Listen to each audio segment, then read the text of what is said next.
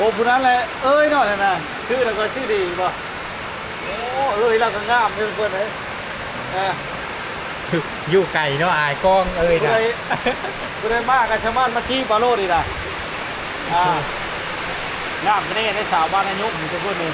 ทำวันนี้มันบริเวณได้ยินคักเนาะฝนตกแห้งคอยบังเอิญเห็นแน่เล่าบ้านอันคอยบ้านท่าอยู่เจ้าทุกจะลุงแล้วมาจิมพายจะทุกลุงเห็นแล้วลงไปในคันไดก็บังเอิญเห็นซะนี่นะพี่น้องเลยเนาะเพิ่งพีกับบุได้หาเสื้อกับบุได้หาใส่กับท่านอีกอย่างกับอึดเข้าพี่น้องเข้ากับบุ้งกินเฮิร์นเล่านะหรือว่าไผ่เจ้ามาซอยด้วยตัวเองกับมาได้เนาะเฮิร์นนั่งค่ำนี่ทามโลดกี่คนเลย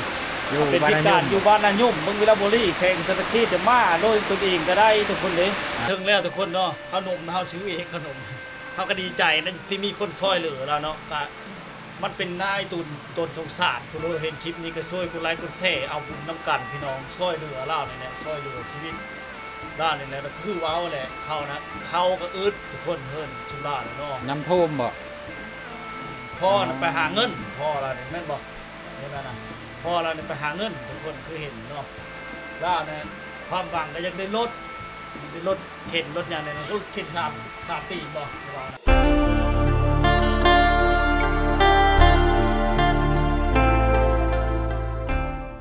สวัสดีทุกคนคลิปวิดีโอนี้บ่าวโด่งก็อยู่ที่บ้านหน้าย่มนะทุกคนวันนี้มาภารกิจบ่าววงโซ่มานะทุกคนนะมาได้ยินข่าวว่าบ่าววงจะมามอบเงินเธอตั้งน้องค่ำพิการอยู่ที่บ้านหน้าย่มทุกคน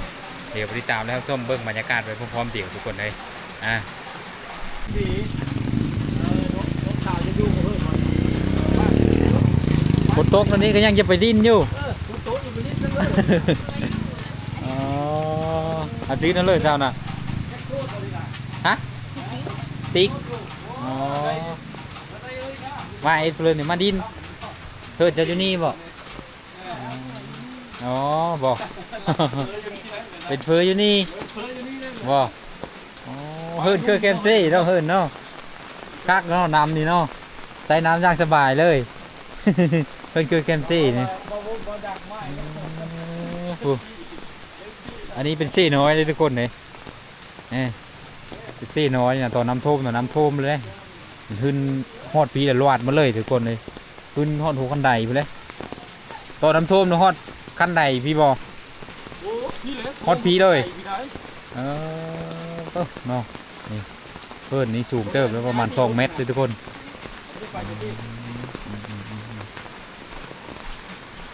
วันนี้ก็มานะนำบ่วงนะทุกคนนะมาเพราะว่าเรามีภารกิจน้อยหนึ่งทุกคนในนี่เนาะจะเข้ากับมิวจากโมเมนต์ไปเลยเนาะมาน้ำลาวเนาะโอ้เนาะอยู่จะค้นนี่นะเต้าคนกระตกไปเลิกกันไม่ได้นั่งลงนะแม่น้องดีเนี่ยไปที่นั่งใกล้แล้วนี่นะเป็นได้นี่นะอายเพื่อนี่มานั่งนี่นั่งนี่มันโตกับไผ่มันคือพวกนั้นมานั่งที่นี่เลยนั่งที่ทะเลอยู่พร้อมหน้าพร้อมตาเนาะวันนี้เนาะนั่งดีนี่เป็นแล้วนี่บ่พิกกันเลยบ่นี่เป็นผู้สาวใช่หรอเนาะโอ้ยมันจะเจ๊งมาเลยพี่น้อยเนาะวันนี้ฝนตกเนี่ยเนาะไผ่กันตลอดไผ่จะถือรถไผ่มาเลย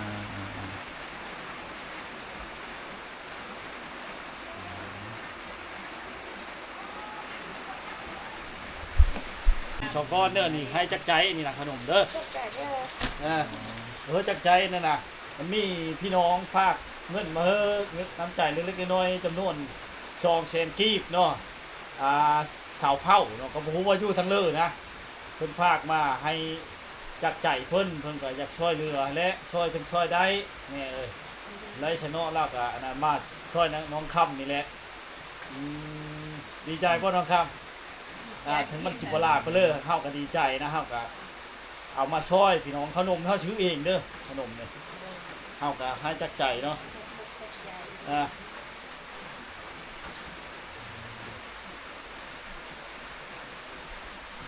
โอ้จักอีเชิงจะได้เฮาก็ได้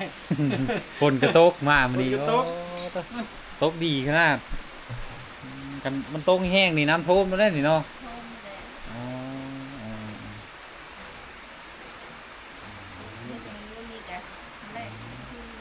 แห้งในตอนมาที่นี่เนี่ยฝนตกจ่าต้าเดี๋ยวโอ้ย โอ้ยแห้งเลยจนบ่เห็นหุ้งท่าค่อยมาก ตกมือคื อันยับเข้ามาอีกดูแม่ยับเข้ามาใกล้ๆกันนี่นะได้บ่ ยับอีก ได้เนาะ ได้ได้ เงินจำนวน2แสนกีบเนาะทุกคนเนาะเสาเผาเนาะภาคมาเฮ้อมาโซยเลยลาเอ้ยฮู้จะบอกเงินไปแสนเคยฮู้อยู่ดิจับเอาละจับได้อยู่คนนี้เนาะ เมืองนั้นยังจำได้นะเมืองนั้นเนาะ เสาเผาพี่น้องมาฮอดมาถึงกันเด้อทุกคนเด้อเราภาคมาเต็มมือก้อน2มือก้อนนะเพราะว่าเฮากับเดินทางมาไก่มันบ่ฮอดเนาะอันนี้นั่นมีหน้าประสงค์ซื้อเนาะจำนวนแสนกีบนี่ก็เพิ่นโอนมาเนาะพี่น้องทั้งลาวนี่แหละโอนมาทุกคนเลยแต่ผู้ที่เป็นจำนวน3แสนเนาะนั่นละมาฮอดมาถึงแล้วทุกคนเนาะขนมเฮาซื้อเองขนมเฮาก็ดีใจนะที่มีคนช่วยเหลือเราเนาะก็มันเป็นนายตุนตนสงสารผู้เห็นคลิปนี้ก็ช่วยกดไลค์กดแชร์เอาบุญน้ำกันพี่น้องช่วยเหลือเราเนี่ยช่วยเหลือชีวิตล่าเนี่ยแหละก็คือเว้าแหละเขาก็อึดทุกคนเฮินชุล่าเนาะ น้ำท่วมบ่ พ่อน่ะไปหาเงินพ่อเราเนี่ยแม่นบ่นี่นั่นน่ะพ่อเราเนี่ยไปหาเงินทุกคนคือเห็นเนาะล่าเนี่ยความหวังก็อยากได้รถมันได้รถเข็นรถอย่างเนี่ยนะรถเข็น3 ตีบ่เรานะรถเข็น3 ตีนั้นทำเป็นแบบกดซากไฟฟ้านะทุกคนนะมันจะไปสะดวกสบายแล้วแต่ว่าแขนเราในแข็งแห้งเราไปทั้งใดกันเราลงตะล่างลงไปอาบน้ำมีอย่างก็ได้ทุกคนเลยจักปีกัน เคยบนโรงงานน้ำเชี่ละเคยเนาะลงคนเดียว ลูกเซ่พุ่นน่ะ เอาย่านบ่ โอ้มีย่านบ่ อ้าวคือว่าชันละบาน ได้จ้ะ น้ำบ่พี่เจ้าก็เคยลงน้ำลาบ่ มุ่งแค่กับบ้าน โอ้เนาะ เนาะมาฮอดมาถึงเด้อพี่น้องเด้อนี่คือเห็นเลยเนาะเงินกับมาฮอดมาถึงน้องค่ำเลยทุกคนเลยตกคนเดียวเลยเนาะตกคนเดียว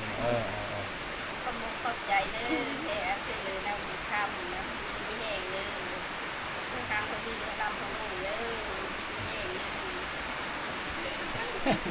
ดีใจแห้งเนาะมันจะมาเป็นเมาน้องค่ำแล้วก็ดีใจหลายๆทุกคนเนี่ยคือเห็นเลยเนาะก็มี FC ผู้นึงว่าอยากพากเครื่องมาเฮ้อเนาะก็เพิ่นก็ถ้าได้โอกาสสิพากมาเฮ้อว่าแล้วก็ยังบ่ฮู้ว่าเพิ่นสิพากเมื่อใดนะทุกคนเนาะเขาเครื่องมาแต่เชื่อว่าน้ำมาเนาะแต่ว่าจะสิได้หรือบ่นี่ก็เฮาก็บ่ฮู้นำเพิ่นเลิกก็ขอให้เพิ่นมีความหวังที่เห็นนั่นแหละมื้อนี้ก็ฝนตกแห้งทุกคนเลยจะได้กระทงไปเล่นเนาะล่ะครับเนาะว่าจะได้กระทงแรกคือลานี่น่ะตารางอันนี้แล้วเจอตัวมีวันนี้ลูกสาวล่าจะได้ทุกคนเลยนี่ลูกสาวล่าไปจักคนเลยได้ลูกจักคนไหม3 คนคนนี้ผู้โก๊กบอกคนนี้นะกลางอันนี้ผู้ล่าได้แต่ลูก3 คนนึงจะได้เนี่ยลูกสาวทั้งเมิดบอกผู้ชายคนนึง2 คนยังท่านเอาเมียที่ผู้ชายเอาแล้วคุณจะลุ่มดูดิโอ้ฝนกระตกทุกคนเลยจะมีทั้งยินเสียงเบลอเลยเสียงฝนแห้งกว่าเดี๋ยวนี้นะแห้งจ้าลงมาฝนโอ้โทรมีแล้วโทรมีรถแบบนี้นะโทรมีแล้วจะกลับเมื่อไรอยู่แต่เอาเนี่ย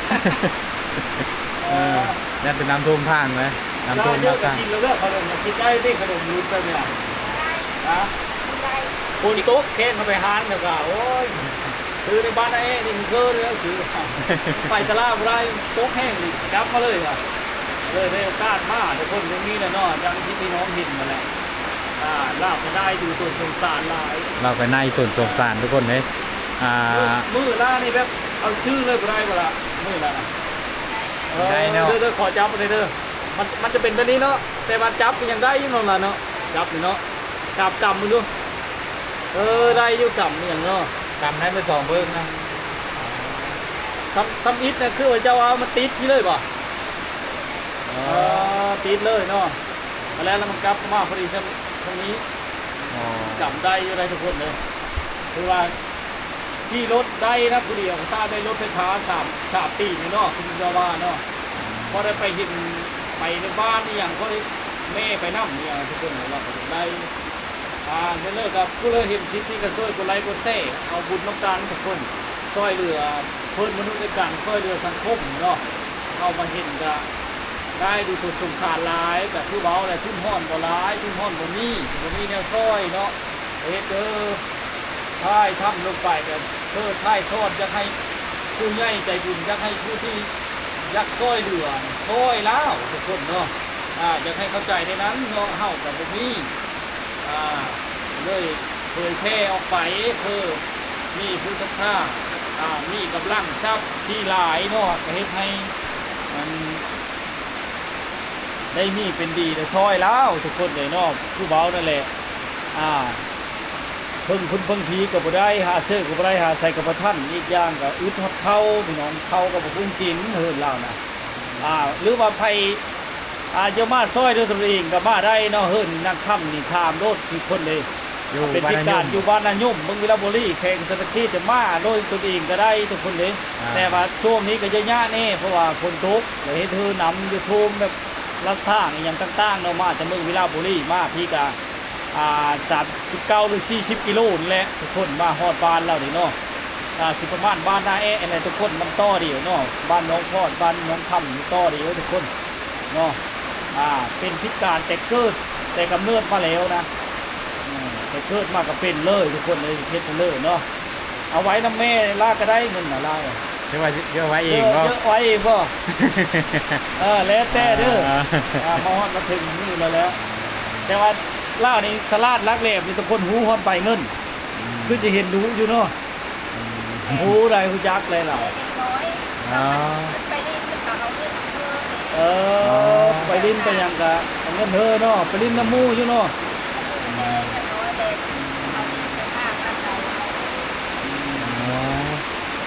แต่ว่าล่าเนี่ยบ่เคยได้ล้อเข็นแม้แต่ครั้งนึงเนาะยังไม่ได้จักเธอเนาะบ่ได้จักเธอเลยทุกคนยังบ่เคยได้จักเธอแล้วก็บ่เคยมีไผมาทายเราจักเธอเลยนะคือว่าอะไรบ้านกับมันไก่ทุกคนเลยบ้านมันกว้างแน่จักไปอยู่เซาะเลยลิเลยเนาะมากกับบางเธอก็ไม่เห็น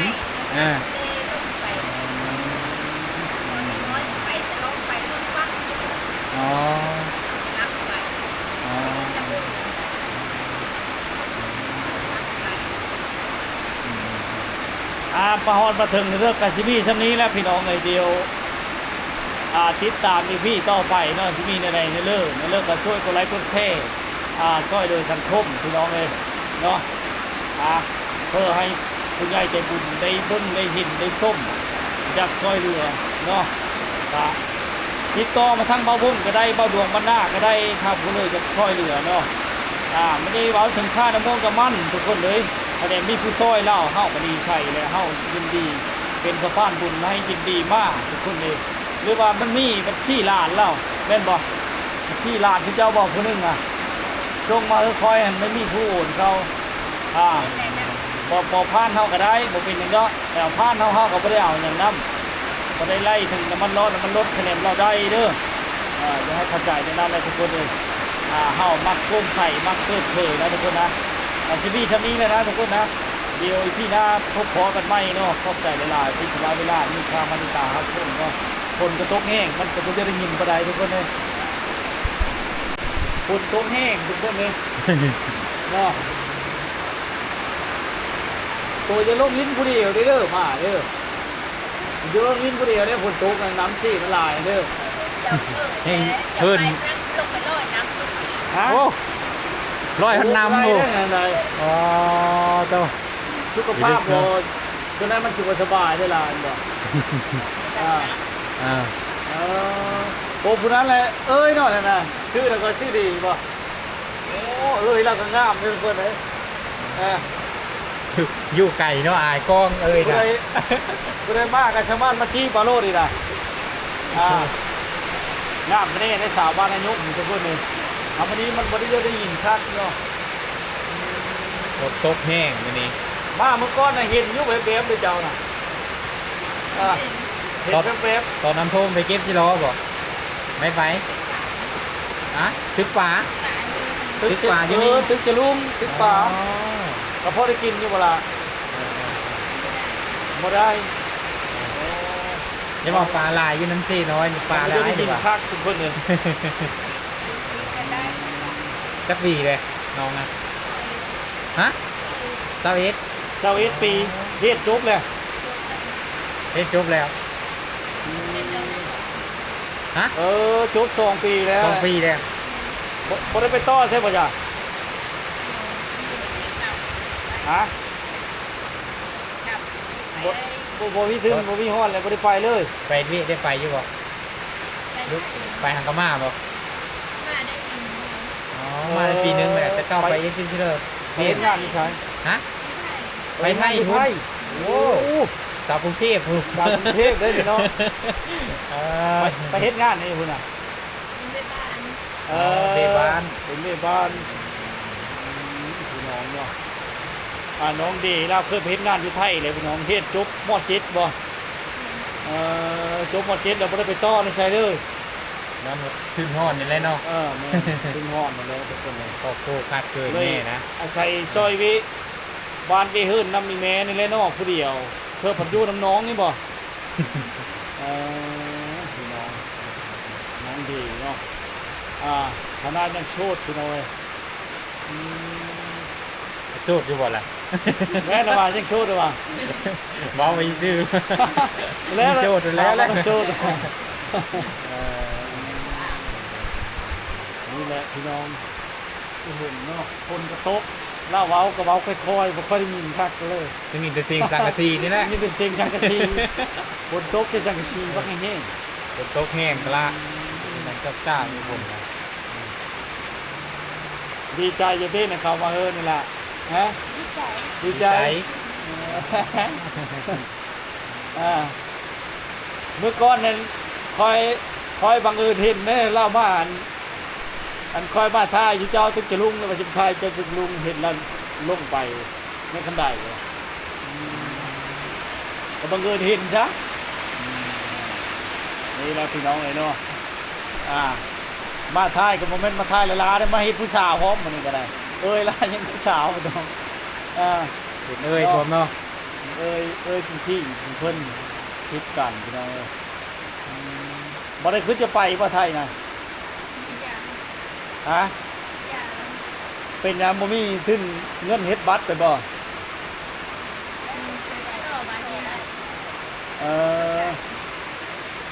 และบัตรคันไปนั้นต้องได้ต่อบัตรอีกบ่ในนั้นบ่ต้องได้มีถึงฮ้อนเป็นหมื่นเพิ่นว่าจังไปได้น่ะเป็นหมื่นบาทเพิ่นบ่ ผ่านทุนเลยเนาะไปอีนะเขาเฮ้ยบัตรกลุ่มแรงงานบ่ไปไทย สมมุติว่ามี FC นี่เนาะเราอยากซัพพอร์ตอยากเฮ็ดให้น้องเฮ็ดบัตรไปเฮ็ดงานนี่ลาก็สิไปบ่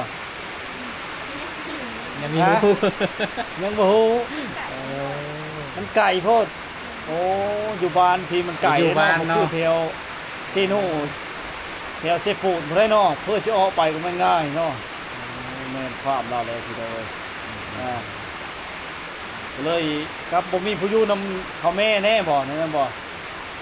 ทางครอบครัวกันยากนะพี่น้องลาวเฮ็ดให้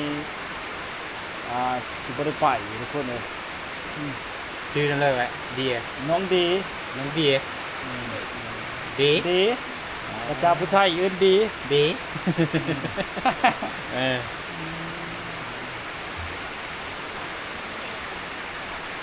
อยู่นาสิมาแวะมายามไม้เด้อน้อง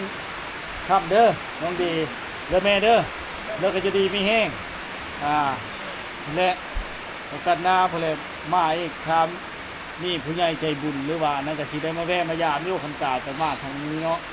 โอเคนั่นแหละทุกคนเลยพอดีเป็นตาแพงน้องค่ำนี่ก็ได้เนาะแต่ว่าไปมาได้สบายเนาะแล้วมือเราแข็งแห้งอยู่เนาะ จากมันจะมีนะถ้าได้รถ